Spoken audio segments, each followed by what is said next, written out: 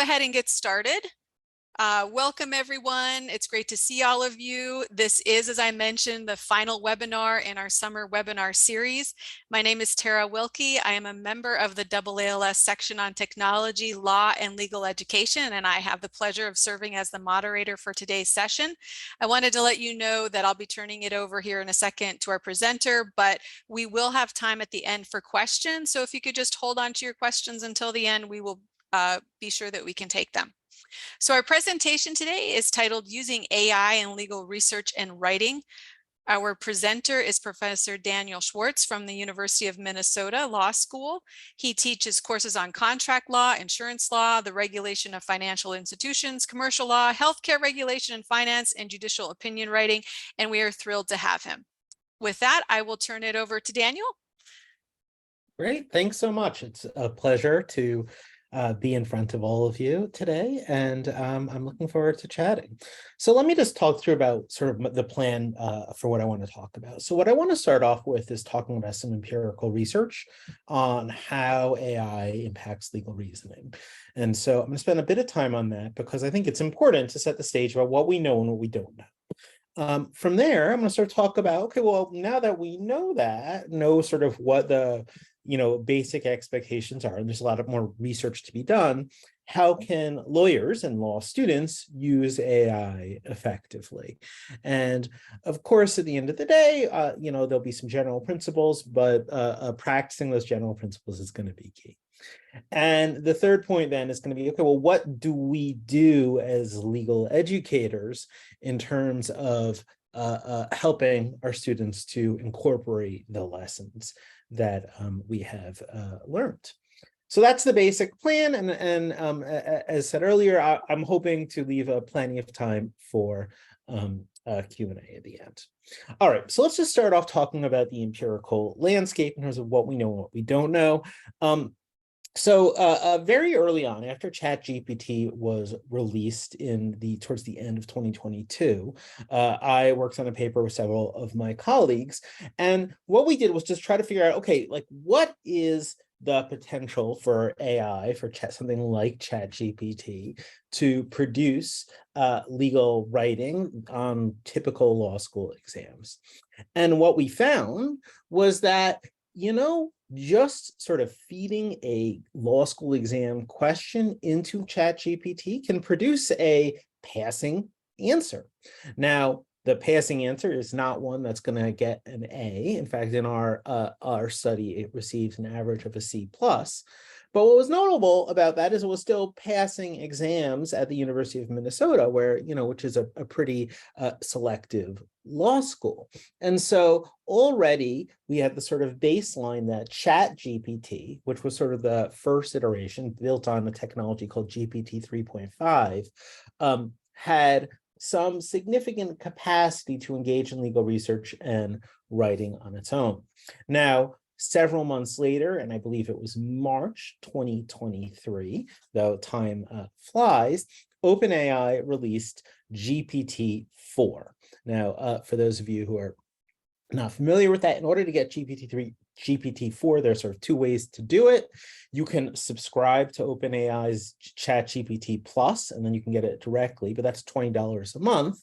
Or you can get sort of an altered form of it free by going through Bard. And Bard is the search engine that, I'm sorry, Bing, excuse me, hard to get. Bing is the search engine, but it has a version of GPT-4 built into it. And so after our study came a study that I'm sure many of you are familiar with, and it's the one over here looking at the performance of GPT-4 on various different exams. And on the Uniform Bar exam, whereas ChatGPT scored in the 10th percentile, over here, what was found by another study that I was not part of, but here's the link, was that GPT-4, again, on its own with basically no prompting, you just feed in the questions, get answers, was scoring not at the 10th percentile as ChatGPT did, consistent with sort of the C+ level, but at the 90th percentile. Now, one needs to be cautious of this result for a variety of reasons. It's probably more the case that it was scoring more like the 50th or 60th percentile. One reason for that is that they were looking at the bar exam data from the February administration of the bar exam, where you tend to have a disproportionate number of repeat test takers. There were several other sort of questions about whether or not that 90% was right. But what was clear is that GPT-4 was passing the bar exam. Okay, so that's sort of the latest data we had until recently. So actually, here's where I get to plug my new paper. And what I'm going to do actually is I'm going to put it in the chat, a link to the paper in the chat. It's with a colleague of mine, John Choi, called AI Assistance in Legal Analysis. And we just released it actually a few days ago. So what we did was we said, look, these old studies, right, that I've just been over, they had a few sort of key limitations. So the first real key limitation they had was that they were not looking at different prompting techniques, right? They were just trying to figure out, well, what happens if you plug in a question to ChatGPT and it spits out an answer? How good is that answer? But as we know, that's not how lawyers are going to use this technology, and it's not how lawyers should use this technology. Famously, of course, the lawyer who did use the technology in this way had to make up all sorts of fake citations. And so instead, really the way that this technology is going to be used is to aid lawyers, not to replace them. So we wanted to know, well, how do humans that use AI compared to humans that don't? And that was something that was not answered by the prior research. The other thing we really wanted to know is, well, what if you sort of try different prompting techniques that have been shown to be effective in other literatures, right? So there are some prompting techniques that involve what's known as chain of thought, where you're sort of prompting the AI to explain its reasoning. But even more importantly, there are prompting techniques that involve giving the AI examples of good output, so it essentially knows what you are looking for, or giving it relevant source material. So I'm going to show a few graphs from this paper here, but again, I encourage all of you to go look at the paper itself. So what we did, the basic experimental setup we had, was we first, looked at how students performed on real exams. These were two classes that I taught, sort of introduction to law class for undergrads, and then an upper level insurance law class for 2Ls and 3Ls. And so you can see here the human only, the sort of pinkish, this sort of represents how students performed. And what we then did is we got a subset of students. We asked all of the students to participate in our experiment. And in that experiment, we gave them access to GPT-4. We gave them some training on GPT-4, and I'll talk more about the type of training we gave them. And then we had them take another exam in the relevant subject matter using the AI. And the basic goal was to say, well, look, how did students who had AI perform relative to how they performed in the real exam without AI? So what you can see here is the blue is the performance of students with AI. The pink is the performance of students with AI that participated in our experiment, right? So if you look over here, we had sort of folks, this is the sort of, you can think about this as the grade. We normalized it all to sort of where in the class you would be, but you can think about this as sort of the quality of the exam. This is the worst exam in the class. This is the best exam in the class. And what you can see here is that we had sort of students from across the spectrum over here. And then when we gave them access to AI, we had a decent bit of movement, it looks like, towards slightly higher performing students, but it's a little hard to say. And if you actually look at the mean performance, here's the blue. This is the mean performance of students who had AI. And here's the red. This is the mean performance of students who did not have AI. You only had a pretty small increase in the mean score. So in other words, when we gave access to our students for AI, overall, there was a small improvement, but it actually wasn't statistically significant. You can see the same thing over here. In fact, actually, if you look at the blue and the red, the blue is slightly less good. So the first thing is overall, surprisingly, it doesn't look like students were doing better on these exams when we gave them access to AI. But there are a few other things I want to show you here. The first is that the distribution looks kind of funny, right? So I think it's easiest to see that over here. You have a number of students who are sort of moving from doing less well to doing more well. But then over here, it looks like you have students who actually did well without AI who are doing less well. Okay. And the second thing I want you to see here is we have not only the performance of students, but the performance of GPT-4 using different prompting techniques. So I talked before about chain of thought, right? That's where you tell the AI to explain what it's doing. And if you look at the chain of thought scores, that they actually are very similar. So over here, they're not that great, but they're pretty similar to the basic prompts. The basic prompt was not doing very well, consistent with past studies. It did better on the easier exam, which shouldn't be too surprising. And the orange prompt didn't really get you very far. But what's interesting is that if you do instead what's called few shot prompting, so that's where we actually gave it an example of a good exam. We said, hey, here's a really good exam for a different question. Now produce your own exam. Or we did what's called grounded prompting, where we actually gave them my lecture notes. Okay, so we gave them the relevant source material. What you're going to see is that the AI just on its own performed extremely well. So on the easier exam, it was at the 95th percentile. Okay, as opposed to at more like the 50th percentile. And on the harder exam for upper level law students at the University of Minnesota, whereas the basic, just sort of simple prompts, we're getting at the low end of the class, again, consistent with past research. We actually had the grounded prompt getting, more like an A- type of score just on its own. So outperforming actually many of the real students, both with and without AI. Okay. Now I want to, so lesson number one, there were huge improvements in the AI's performance when we used different prompting techniques. And when we used in particular grounded prompting techniques and few shot prompting techniques. Again, grounding was we gave the AI relevant source material in the form of my lecture notes. Few shot is we gave the AI examples of good answers to a different problem. It's thinking about a sort of a model answer to an old exam. That's in fact what we did. That significantly improved its performance. Now I want to return to the question of, okay, what about the performance of students who had access to AI versus the performance that didn't? Because as we saw over here, the means were pretty close in both examples. But what we can see over here, so this chart tracks or the performance of students relative to sort of how they did overall. So the percentile on the unassisted task, right? This is essentially what grade did they get on this exam without the AI. So these students over here, these are your A+ students or your A students. These dots over here, these are your students who didn't do very well. And what you're going to see over here is this is the percentile improvement with AI assistance.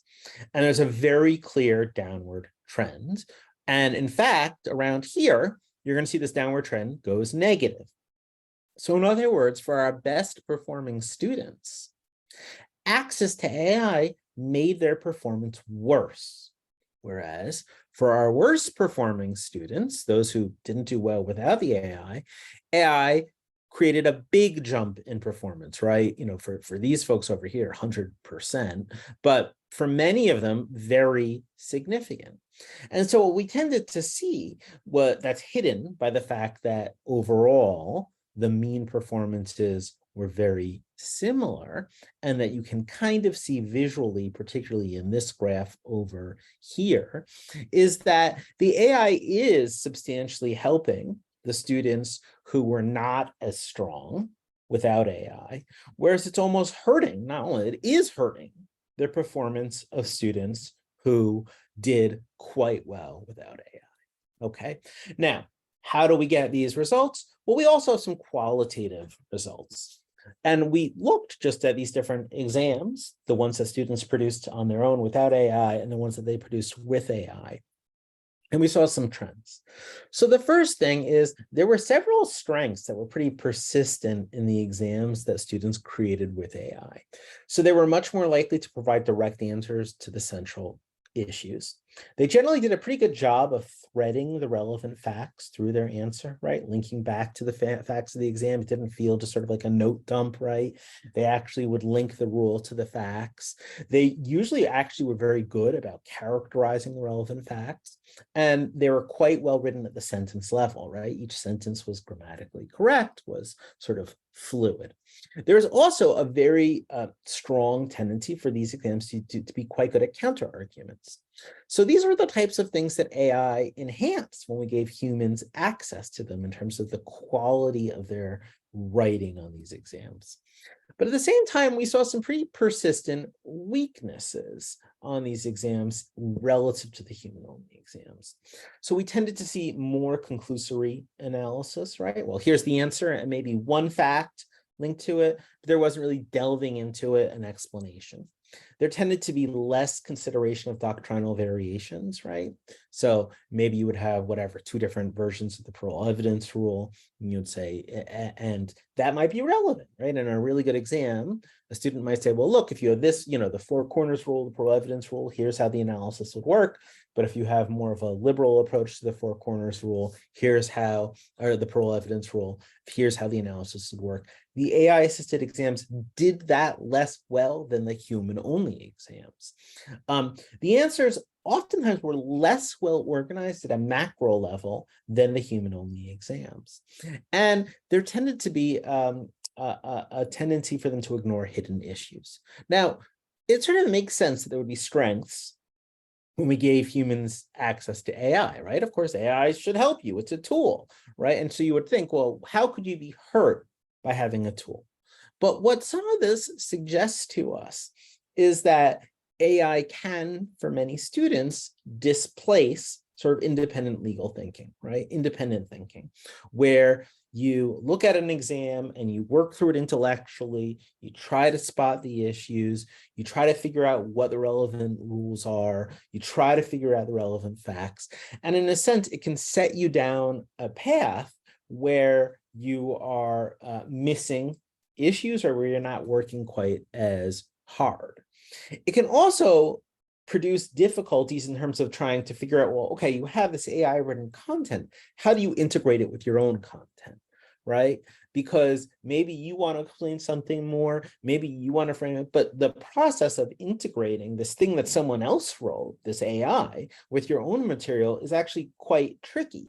And I think this may resonate with a lot of people who have co-authored, right? Sometimes it's harder to organize co-authored material than it's to organize your own material because you have to be inside the heads of your co-authors. And we did find that quite a lot. So these were some of our ultimate conclusions, but where do we go with this? Well, I think at the end of the day, there's a tremendous amount of potential for AI empirically to assist folks with their writing, particularly on simpler tasks, right? So we saw more of an increase on the easier exam, and particularly for students or folks who have less skill.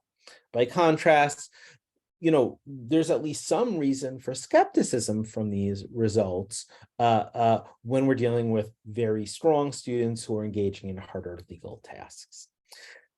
Okay, so that goes to the question. Now we have a sense of, okay, what is it? What are the potential results of using AI in legal research and writing? And I think we can sort of say, well, there are some ways in which it's going to potentially be very useful on certain types of tasks for certain types of people, but there are ways in which it may actually even be harmful for certain types of people for certain tasks. And so the question then becomes, okay, well, how do you use this tool effectively? How do you make sure that the AI is actually enhancing what you're doing as opposed to making it worse?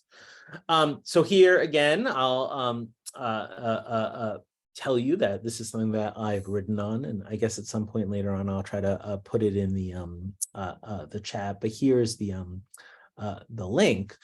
So I actually have a piece again with John Choi, my co-author, where we try to disentangle this and explain this. And this was actually something we tried to do in part for our broader experiment, because we were trying to teach our own students how to use AI effectively in this study that I just talked about. But one thing that I just want to start off saying is that there is not one right way, right? You'll see a lot of these sort of like, here are the key prompts, here's the right way to do it. And there's really not one right way to do it, though there are some wrong ways. And the most obvious wrong way is just to plug in an answer, plug in a question, get an answer, copy and paste, and say, we're done. And as I'm sure all of us are familiar with, right, the AI can hallucinate, the AI can give you false answers, not to mention the fact that anything you put into ChatGPT, at least, is not going to be confidential. So with that being said, the first thing I would say is, please read this article. It has a lot more detail on how to do this, and it walks through various examples. But let me try to give you some of the highlights. So the first thing that I want to think about is, remember, just doing prompting that's grounded with the relevant source materials and few-shot prompting that gives the AI examples of what you're looking for produces huge increases in the quality of what the AI can produce even on its own. And so what that means is that it's really important to give the AI, and by the way, I used GPT-4 here. I'd really encourage you to use that relative to ChatGPT. It's a much more sophisticated AI tool if you have access to it. And there are questions then of what we do with students that we can talk about later on, because it's not clear that students can get access to this unless they pay $20 a month. And I'm not sure that we want to be telling students they have to do that. But in any event, the first thing that you can do is you can provide GPT-4 with the relevant source material. So if you want GPT-4 to be interpreting a statute, right, instead of saying, well, how does, I don't know, the Civil Rights Act apply in this case, and just putting, in the following, well, you can actually put in the relevant text of the Civil Rights Act. You can put in the relevant text of the statute. You can even put in the relevant portions of a case. And you say, well, here's the relevant Supreme Court case. How would that apply in the following circumstances? So anything you can do to give GPT-4 essentially the relevant legal material, source materials, whether it's cases, statutes, regulations, that will significantly tend to enhance the quality of its analysis. And again, that's similar to what we did to produce this grounded prompting that produced much better results. Similarly, in order to get the few-shot prompting, what you can do is you can give it examples of desired work product.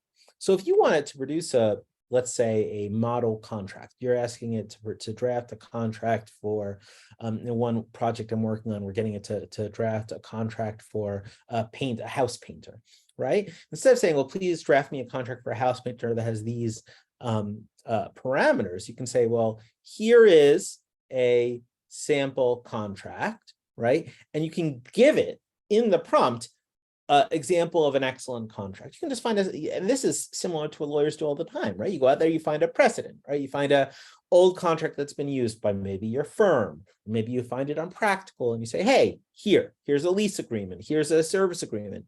Now, using what using that as a model, develop a contract for this new situation.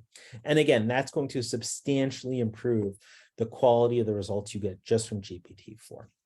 Now, both of these really are about getting better answers from GPT-4. Then there's the question, well, what do you do with the answers? Or how do you get GPT-4 to think through it? And one of the lessons that I think we can take from the research that I discussed earlier is that, in my view, the notion you hear all the time about using GPT-4 to produce a first draft is actually wrong. I think the best way to use GPT-4 is to help you produce a second draft. And what that means to me is lawyers need to independently think through a problem and then use GPT-4 to expand that thinking.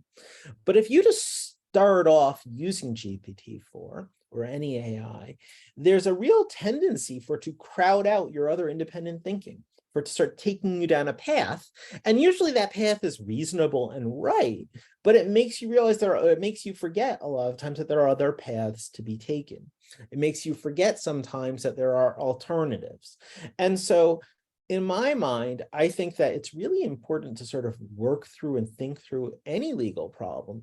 Do your issue spotting, do your sort of what are the main, what are the main issues, or what are the main points I want to make, or what are the main provisions in the contract, or what are the main, deal term, whatever it is, you think through that independently, and then you go to GPT-4. And maybe it gives you additional issues. Maybe it doesn't give you an issue that you have. And you say, well, why didn't you give me this issue? Is this an issue as well? But I think the idea of using the AI to produce a second draft after you've already done some is a powerful, important one, given the sort of research that suggests that it can that I've done that suggests it can displace some independent legal thinking. Now, when you're prompting, there is oftentimes this tendency to want to sort of be minimalistic, right? And I think this comes from sort of Google searching, right? Where, well, a lot of times Google is really good at sort of filling in the blanks, right? And so you can do a Google search just with a few keywords, and it can sort of magically anticipate what you want. And sometimes if you write, like, you'd never do a Google search and write a whole sentence or two in the Google search, right? You just think about what are the keywords. But a lot of times giving the AI context is really important. And one of the most important ones is to say, you are an experienced lawyer, or you are an experienced transactional attorney, or you are a law professor. Sometimes you can actually even ask it to role play specific legal personalities. So I've experimented with, you are a justice on the Supreme Court. You are Justice Kagan on the Supreme Court, or you are Cass Sunstein, right? Now write this essay. And it's amazing what type of performance improvement you can get by giving it that context. A lot of times, once you've sort of started working with the second draft, the first thing you want to do is you want it to think about an overview. So a lot of times what people will do is they'll just plug in the question, they'll get an answer, and they'll just copy and paste it. But the AI tends to be much more effective if you scaffold it for them. So just like you might scaffold a project for your students, well, first draft an outline, okay, now do part A, now let's go back and you almost need to do the same thing with the AI, right? Let's get an outline first, okay, now can we expand this part of the outline? Great, now I had this issue that you didn't have, is that a real issue? Okay, let's add that to the outline. And you can work in sort of a dialogue with these tools to then fill in the outline over time once you've sort of chunked it up. And what you can do is you can adjust the level of generality, right? If you feel like one particular issue is more important, you can say, okay, well, what are the 2 or 3 key most important issues? So the chunking up the assignment or the legal question, the thinking about what are the different pieces I want here, actually is really important to communicate to the AI as you're moving forward. And giving it more detail is always good, right? So the more you can provide, the more context and detail you can provide, the better that it will be. And at the end of the day, you want to sort of keep asking it to produce different versions until you get the version you want. And once you do that, you're probably going to want to take that and then figure out what pieces you want to keep and not. Now, that's one of the things that was hardest for our subjects, right? Getting the output from the AI that was good and saying, well, how do I integrate that with my own insights? How do I build it? And in a sense, I don't think there's any formula for doing that except practice. Now, all of that is how to use ChatGPT or GPT-4, but of course, AI is much broader than that.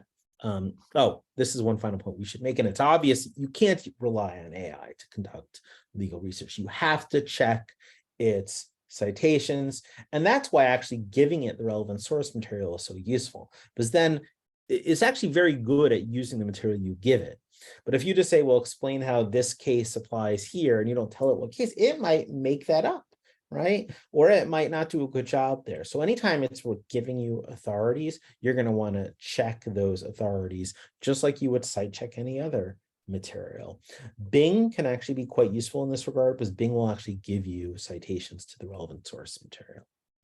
Okay, but as I said, all of this over here sort of, and everything I've really been talking about so far is how to use ChatGPT or GPT-4 to conduct legal research. But increasingly, these tools are available in other formats as well. Lexis is coming out with a tool in, I think, a month. West just bought case text, I want to see, and case text actually runs CoCounsel, which until recently was sort of a standalone service. Now, I don't believe that CoCounsel is available in most law schools currently, though it may very well be integrated into the West platform soon enough. And there are a few important elements of these specialized tools that are important to realize. So one is they solve the problem of confidentiality, right?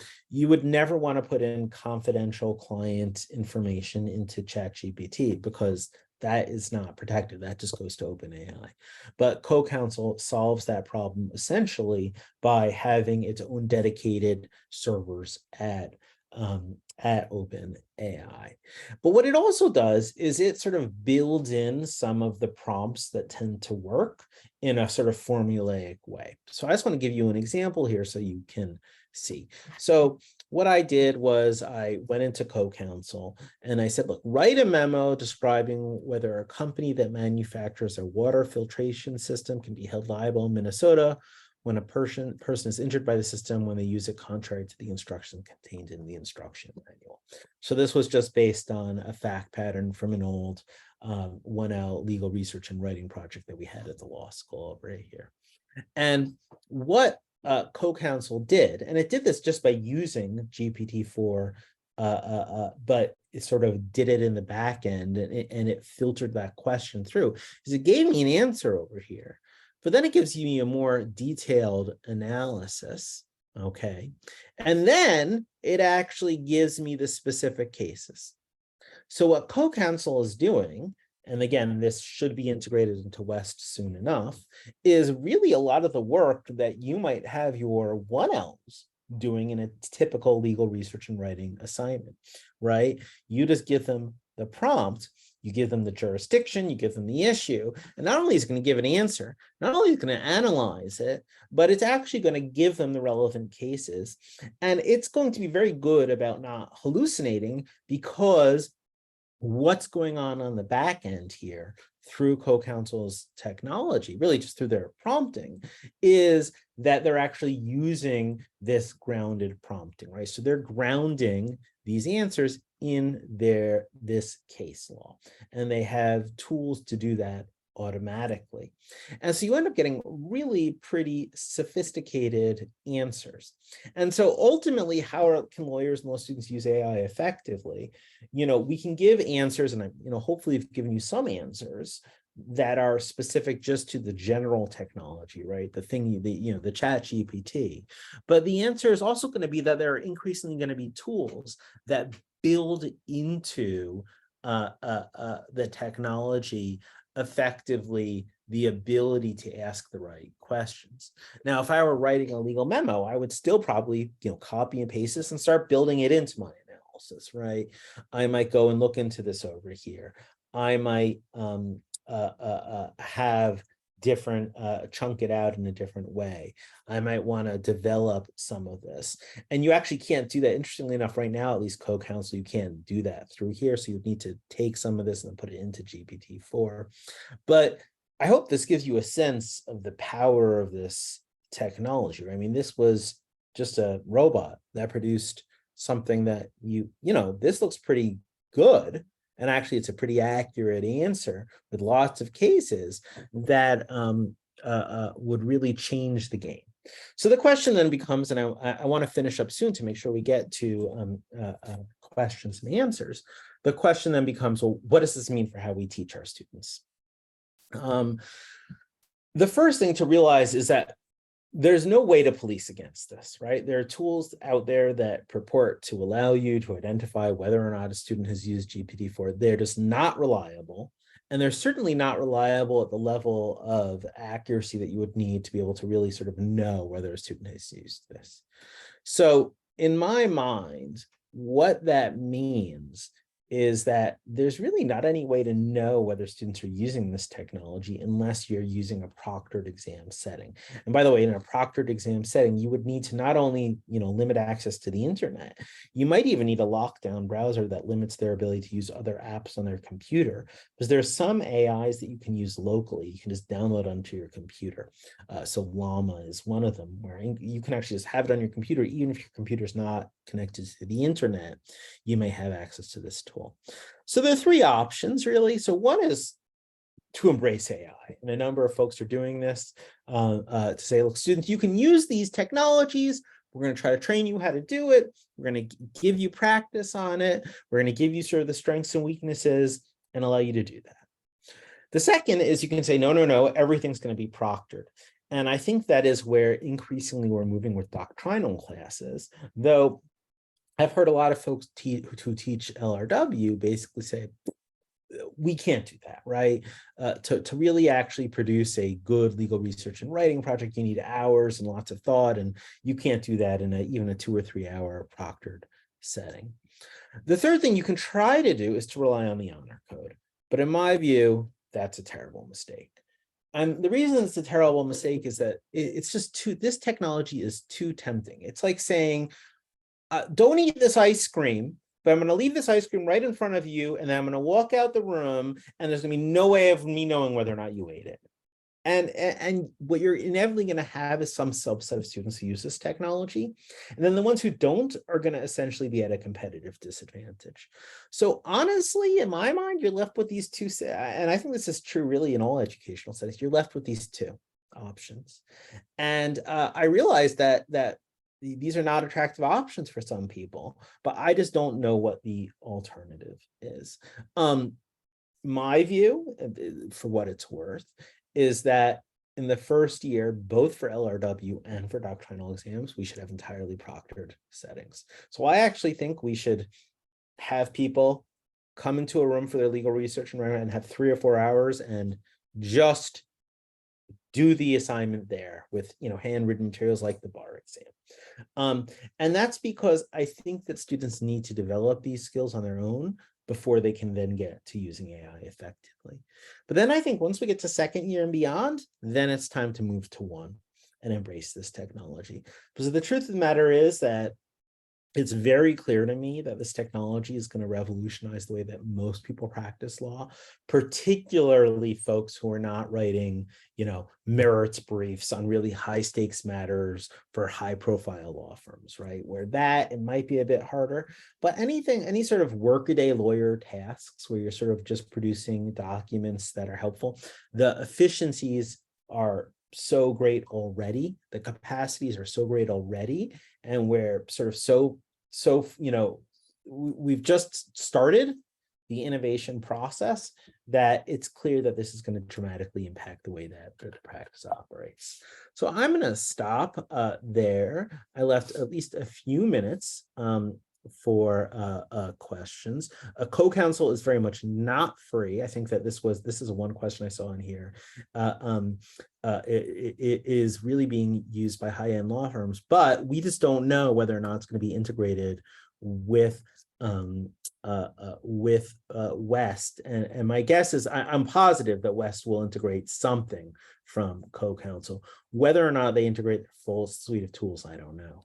Again, I'm going to put in the chat that so this first one is the empirical research that I've done most recently, but there are also 2 other papers, and actually let me I'll just do this over here. So I'm going to put in all 3 of the projects I've worked on this, which has a lot more detail than I was of course able to cover. And so the practical tools piece of the practical guide one is the one that is particularly helpful. So with that, let me stop and see, maybe just, there are a lot of questions in the chat, but maybe if you just want to raise your hand, if you want to ask one, raise your virtual hand, and then you'll come to the front of my queue. One question I see here, just while I'm waiting to see if anyone wants to raise their virtual hand, is, are there prompts for writing judicial opinions? I do have a judicial opinion writing class, but the answer is no. You can just say, write a judicial opinion on this, right? But the best way to do that, right, is say, well, here are the briefs. Write a judicial opinion. You copy and paste the briefs in. Here's an old opinion that was written by Justice Kagan. Now write a new opinion with these briefs, right? So that's one way to do that, to ground it and to prompt it in a way that is going to give it the type of answers you want. All right, Victoria, I see your hand is up. Hi. I had a question about one of your graphs that I thought was really very interesting. I don't know if you could show it again, but the Sure. graph that showed the performance of underperforming students versus performing students. Yeah. And what I found really interesting is it looks like the improvement is not just linear, but geometric. And if you see that down at the end with the higher performing students without AI assist compared to the ones at the other end, that band is wider, and you've got, I'm not sure. I'm not sure that you're interpreting this right. So yeah, that's what I'm asking you, because it looks like that there's even a geometric increase almost, and maybe because the band is wider, not linear, but it looks like it's significantly better than this the width over here. Yeah, this width over here are standard errors. Okay, so this is the line of best fit, and this is sort of the standard error around. I understand. Okay? So what we're seeing over here is this is sort of, each of these dots, if you just sort of look at where they are on this axis over here, this is sort of how students did, right? So here's sort of a median student who got maybe a B. Here are your A students. Here are your whatever C plus students, and then on this axis, we see how much did AI improve. So 0 is they got the same exact score. So this student over here is a B student who basically, didn't improve at all when they were given access to AI. And so the key takeaway here is that when you're looking at the lower performing students, the C plus C students, which sort of tends to be the lower end of our curve, you'll see they're almost all at, they're at an average of about 50%. So they're increasing 50% when given access to AI. So your C plus students are getting huge advantages by this. Meanwhile, when you're looking at your A students over here, right, and you're looking at their average performance increase from AI, it's negative. It's negative. Right. Well, that's what I'm saying. Geometric increase is more than linear. It's not just a one-on-one, one-to-one increase. It looks like they're really benefiting from AI. For the students who are at the bottom end of the spectrum, you're right that they are increasing significantly. I don't think we can say it's a geometric versus linear increase, because it really depends on the students in terms of where they are. So the effect is quite different. And I don't know, so I'm not exactly sure how to interpret that particular point, but I do think you're seeing huge improvements over here. And I think that reflects the fact that the AI is an incredibly powerful tool for folks who struggle. Well, I think that says something else too that is good. The good side of this is that aren't we turning out a more consistent product for the public when we have a lawyer graduating that is now they're all closer to level and performance than they were without AI assist. So isn't that a good thing? No, absolutely. I think that's right. And I think that one way of interpreting some of our results is that AI has the potential to have operate as an equalizing force in the profession, right? And what that may mean eventually is that it expands access to legal services, because not only is it improving the quality, it's also improving the speed. Now, we have a little bit on that in our study. We actually have another study that's looking more at that, but it's going to turn out to be the case, I think, that it's much easier for younger, less well-trained lawyers to quickly produce relatively straightforward legal output. Think a will, right? You ask a few questions, you get the key things, you plug it in, and you're going to get a pretty good will, right? Especially if you have a decent model to work with. And so that may make basic legal services cheaper, and it may make it so that it's easier for younger lawyers to provide that service. Andrea. Thank you. What an excellent presentation. This is thank you. useful. Thank you so much.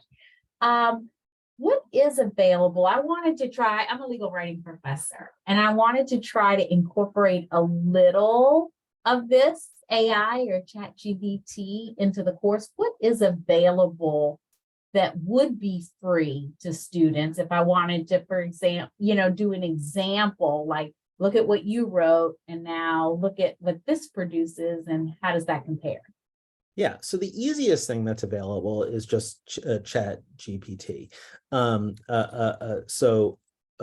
let's see. So Chat GPT is free, and at least the 3.5 version, and it's incredibly useful here. So maybe I went to, I sort of didn't. Let's just look at basic Chat GPT for a second. So here's just basic Chat GPT. Now I have GPT-4. I want to go to Chat GPT 3.5 over here. I have GPT-4 because I pay the $20 a month, right? But let's try that. Write a legal memo on whether a Minnesota company is liable for products liability if its water filtration system is harms someone who did not follow the instructions, right? So we're going to see a much less good answer here than the one that co-counsel gave you, but wow, that was pretty impressive, right? You just see it pop that up right there, right? Now, you can get that and you can say, okay, question presented, whether a Minnesota company can be held liable for harm to an individual. The company may be liable for, even if the individual cannot. Minnesota follows the doctrine of comparative fault, which now, I don't know if that's true, right? I'm going to need to check that, which means plaintiff's own negligence may reduce damages award, but it's not.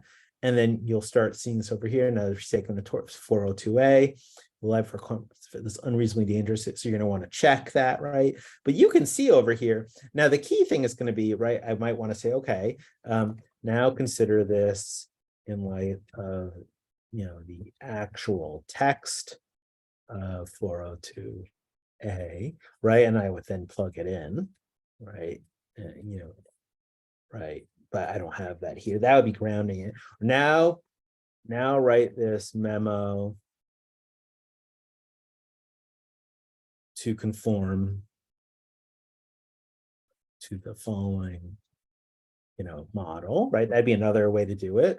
Or I could say something like, now consider, now add to this memo a consideration of the following case, right? And then I could plug it in there. So you can keep playing with it, but this is free, easy, and powerful. Thank you. Yeah, absolutely. Let's see, are there any other hands? Well, I think not. So, I see someone saying Perplexity AI is free. Can access the, actually, that's one of the things I should say. So Bing is another one that is very useful. And Bing, so let me see if I can pull up Bing here for a sec to show you. What's particularly useful about, there are a few things that are great about Bing. So this is, let's see, this is Bing over here. So this is Bing chat, right? So let's see. What Daniel, yes. Eli Edwards raised his hand too. I just want to let you know. Oh, great. What standard, what test or products liability does Minnesota use? And how would this apply to someone who fails to read instructions of a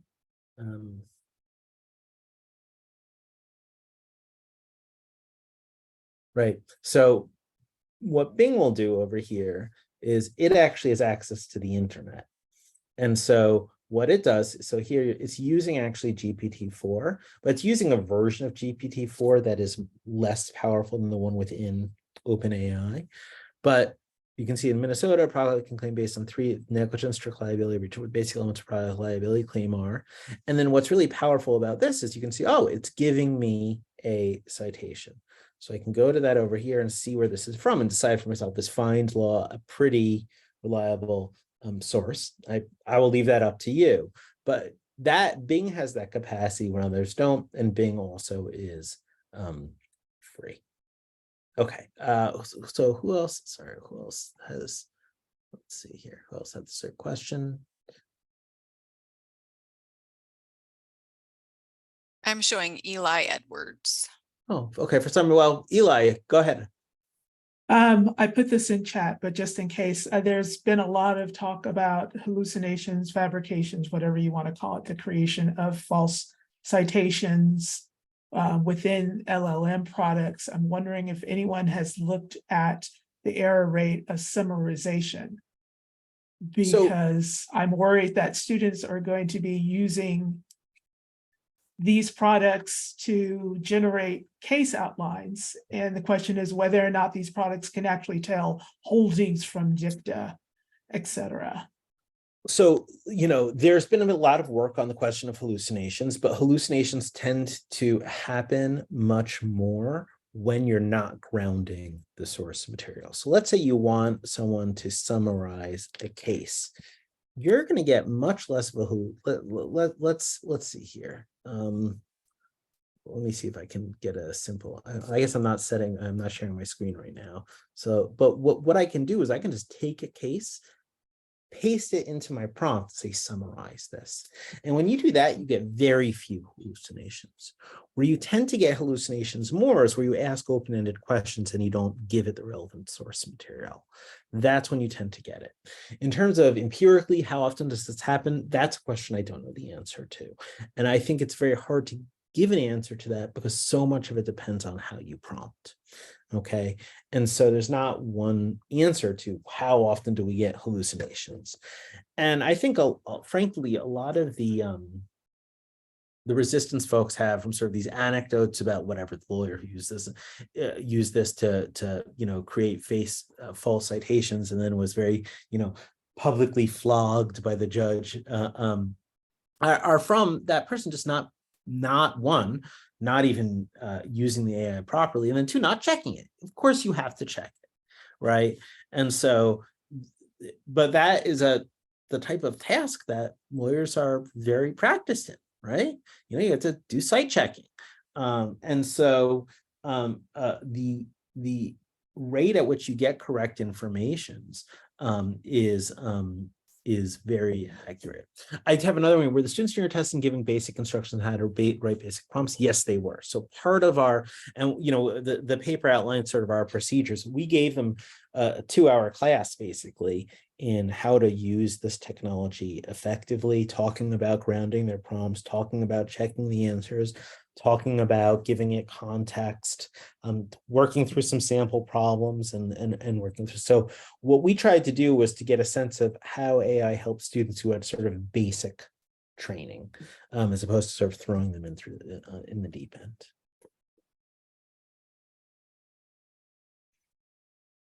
All right, it looks like we're winding down. I hope this was helpful. And if you have any questions, I encourage you just to give me an email. Bravo. Thank you so much. Thanks for coming, everyone. Have a great rest of your summer. Take care. Thanks so much, everyone. Bye.